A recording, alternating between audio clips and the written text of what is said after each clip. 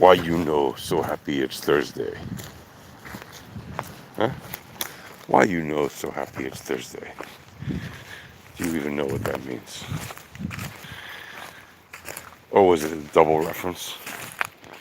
Is it possibly a double just machination? Maybe. Prepare yourself for the blazing sunny du jour. Yes. Good morning, good afternoon, good day, good evening, good night, whatever time it is where you are. So, the question of the day is, why so happy it's Thursday? For some people, Thursday is the last day of the work week. For others, it means there's another couple days to go. And for some, it's sort of like the end of the work week, about a half the end of the work week. I remember a lot of my esteemed colleagues in our collegial days, especially, had particular rituals and practices that they would do on Thursdays in order to sort of bring the weekend on a little early, if you will. And later, various professional colleagues of mine as well had similar practices and rituals to sort of make Friday feel a little bit less like a work day, although it still was. Some people would take a half a day or would work a little bit more casually or a little bit less rigorously on Friday afternoon. Of course, it depended on the person and the job. But there are definitely people who yearn for Friday so much that they try to bring it on into Thursday. This is a thing. And there are also entire cultures where Friday is literally a weekend.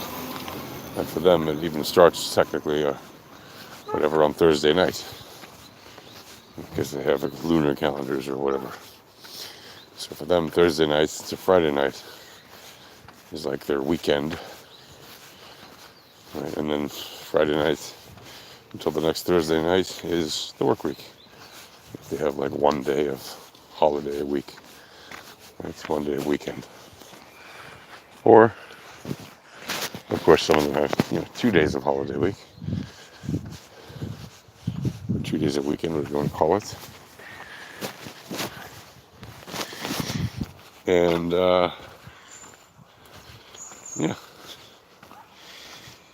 it's just a very interesting thing. I find Thursday to be a very interesting day. So often it feels great because you're approaching the end of a cycle of work. End itself, or near the end, or just approaching it, whatever it is. It's like you can sense it. Now, why is that some people have a sense of time? I won't say everybody, because not everybody apparently has that.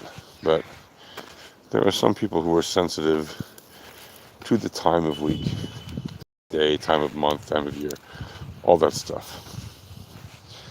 On a regular basis, they sense certain feelings at certain times of day or certain times of week that are, routine.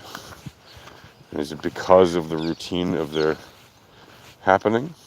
Or is it because over so many generations of humans doing these things, it has become programmed literally into our DNA that we are sensitive to certain times of the week? Well,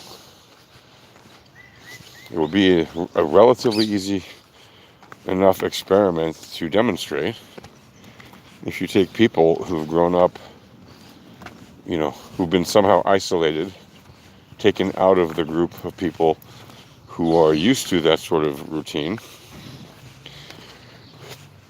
well, if you take the ones who were never in that routine, cultures who never had that routine, of course they don't know what Monday through Sunday is or whatever, or any other calendar that you're used to, right? If you take some ancient tribes that have never dealt with modern humans, if you will, right? And they've just lived their life as if it's an endless journey that doesn't necessarily have days or weeks or months or years, right? If they don't necessarily have a calendar that they use regularly or that they adhere to in some ritualistic cyclical way that affects their everyday, well then yes, they may not be sensitive to that. However, they will still very likely be sensitive to time of day. Not just because of the circadian rhythm of human beings, which for the most part means that most human beings tend to be more awake in the day and tend to be sleepier at night. And we tend to get our rest at night. And that's good for us. We're built that way. Of course, there are some people who spend their lives mostly being awake at night and sleeping in the day. Night guards, for example, right? Other people who work at night, right? Taxi drivers, whatever, who work the night shift. Doctors who work the night shift. Nurses who work the night shift, right? Emergency plumbing services who work the night shift. Firemen who work the night shift. Right? Now, firemen tend to rotate, but there might be some that prefer to be up at night. You get my point. So if you take people who are never involved in a cycle of time that is routine to most modern humans, their progeny may not either be sensitive to it because they were never raised that way. They don't know what that routine is.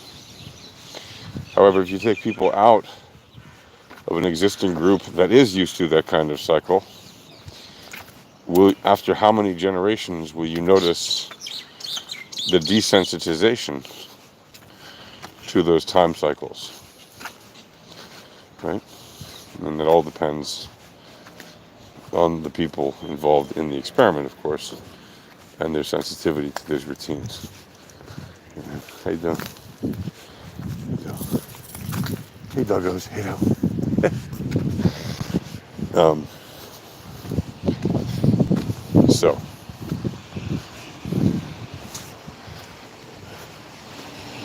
So, if you're looking to measure the sensitivity levels of people who may be sensitive about time of day, week, month, year, etc., it behooves you. That's right. I said behooves. It behooves you, like a horse, to have the best sample of demographic that you can have. How do you do that?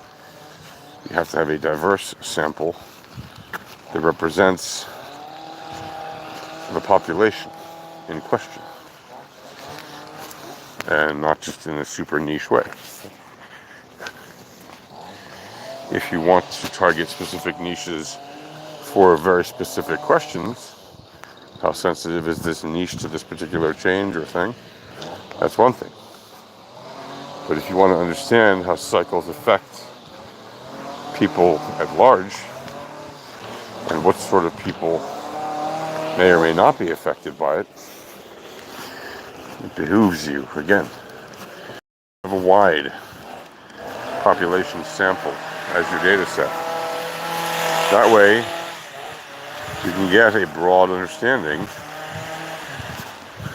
first of all, and you can drill down for more specific results.